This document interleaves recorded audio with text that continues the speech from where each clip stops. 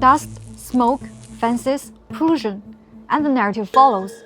China has a tight grip. China's dominance in rare earths is setting off environmental alarms. Rare earths have become a key factor in current China-US trade tensions. Every time geopolitical tensions rise, some Western outlets like the BBC return to the old storyline of how China is bad, while their latest video reports cast rare earth mining in China as an unchecked environmental disaster.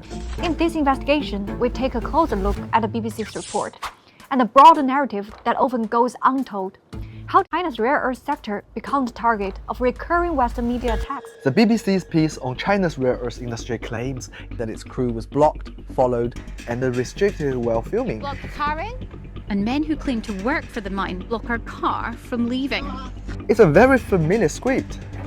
The BBC had repeatedly employed similar claims in its past reports, but they were later proven inaccurate or overstated. This isn't the first time Western reporters have focused on the images of frustration and pollution, while often leaving out ongoing cleanup efforts, legislations, and scientific research. Yes, rare earth mining has environmental costs. But over the past decade, China has introduced sweeping reforms to address those very issues. As early as 2011, China launched the world's first environmental standards specifically for rare earths.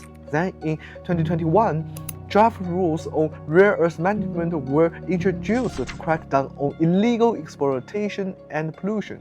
By 2024, the rare earth management regulation became law, Increasing penalties for violating energy-saving and clean production rules.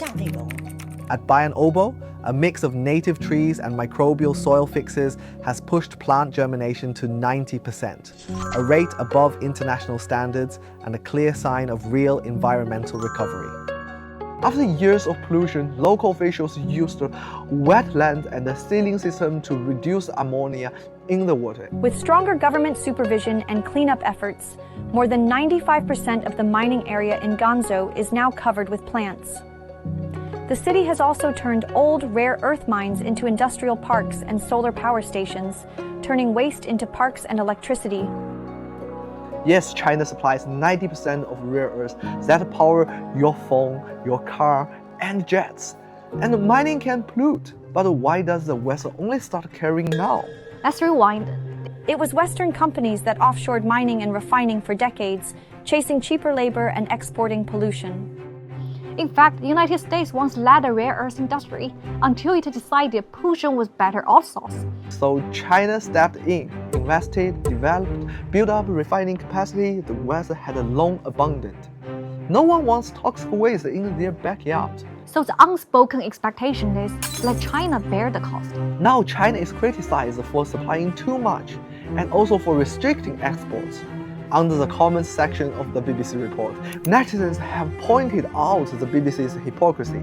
Thanks BBC for telling the world how polluting rare earths are. Now the world will understand China's export controls are an act of global environmental responsibility.